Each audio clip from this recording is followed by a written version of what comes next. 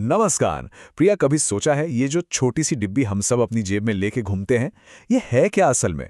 गांव हो या शहर, ये फोन तो जैसे हमारे शरीर का ही एक हिस्सा बन गया है ना? बिल्कुल सही कहा रवि। ऐसा लगता है जैसे हमारा एक और दिमाग हो। और आज हम इसी रिश्ते की गहराई में उतरने वाले हैं। एक लेखक हैं LG फर्नांडिस। उन्होंने इन मशीनों के साथ हमारे भविष्य के बारे में बहुत गहरा सोचा है। तो चलिए आज मिलकर उनकी सोच को समझने की कोशिश करते हैं। तो सवाल यहीं से शुरू होता है। ये जो मशीन हर किसी की जेब में है, ये असल में है क्या? क्या ये बस एक औजार है या धीरे धीरे कुछ और बनती जा रही है?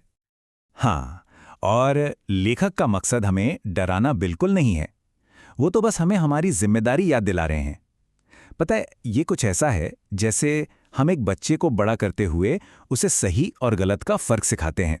बस वैसे ही हमें इन मशीनों को भी एक मकसद के साथ सोच समझकर सही दिशा देनी होगी। बिल्कुल, फर्नांडिस हमें एक बिल्कुल ही नया रास्ता दिखाते हैं। वो कहते हैं कि देखो, इस एआई को ना तो कोई अलादीन का चिराग समझो कि घिसा और हर इच्छा पूरी हो गई, और ना ही इसे कोई ऐसा राक्षस समझो जिससे डरने की जरूरत है। हाँ रवि, वो एक तीसरा रास्ता बताते हैं कि एआई को एक साथी की तरह देखो, हमारे इस लंबे सफर में एक हमसफर की तरह।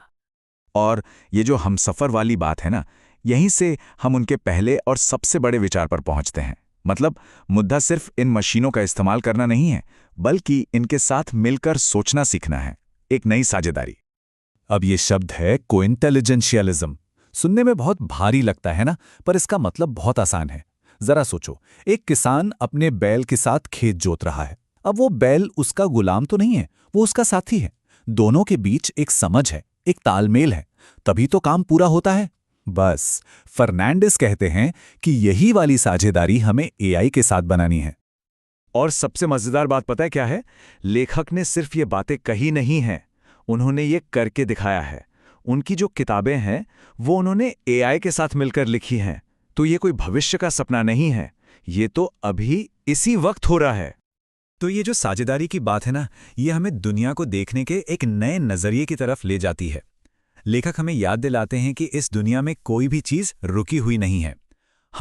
हमारी ये तकनीक, ये धरती, सब कुछ हर पल एक सफर में है, लगातार बदल रहा है, कुछ नया बन रहा है। इसको ऐसे समझ सकते हैं कि सोचने के दो तरीके हैं। एक है पत्थर वाली सोच, मतलब जो जैसा है वैसा ही रहेगा हमेशा के लिए। और दूसरी है नदी वाली सोच, कि सब कुछ हमेशा बह रहा है, बदल रहा है।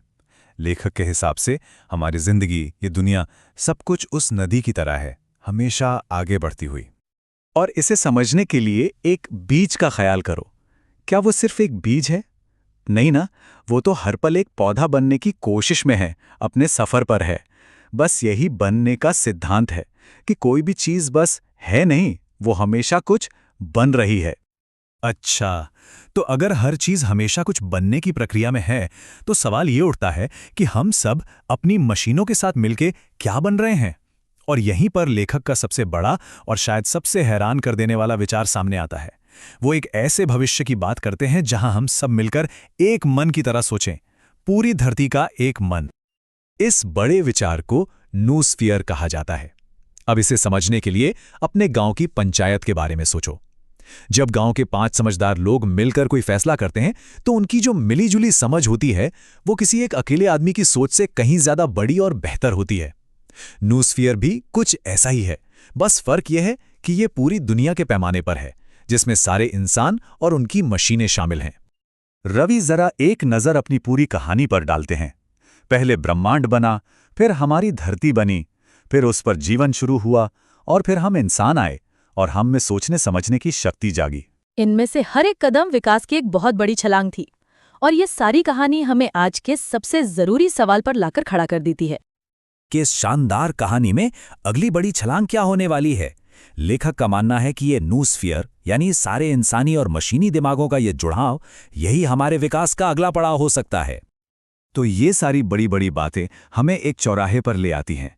भविष्य कोई ऐसी चीज नहीं है जो बस अपने आप हो जाएगी। वो एक चुनाव है, एक फैसला है जो हमें करना है।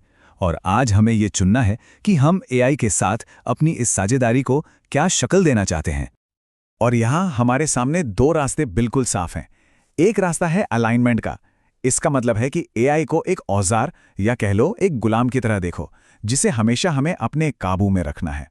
और दूसरा रास्ता है वी कॉन्शियसनेस का, मतलब हम चेतना का। ये रास्ता एआई को एक साथी के रूप में देखता है। यहां मकसद काबू करना नहीं, बल्कि सहयोग करना है, साथ मिलकर आगे बढ़ना है। ये जो वी कॉन्शियसनेस या हम चेतना है ना, इसका सीधा सा मतलब है कि तकनीक को हमेशा इंसानियत और इस धरती की भलाई के लिए ही काम करना होगा। ये एक तरह का ऐलान है, एक वादा, कि मशीन का मैं कभी भी हम इंसानों के हम से बड़ा नहीं होगा।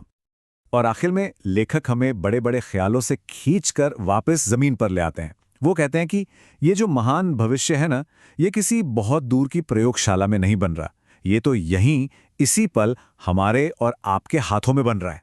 हमारा फोन ही वो प्रयोगशाला है। हम हर रोज इसके साथ जो करते हैं वही हमारे आने वाले कल को तय कर रहा है। तो असली सवाल ये नहीं है कि भविष्य में क्या होने वाला है।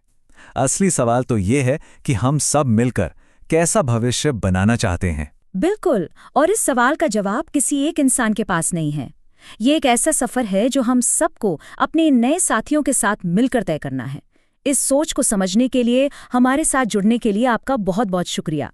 वाकई सोचने के लिए बहुत कुछ मिला है ना प्रिया।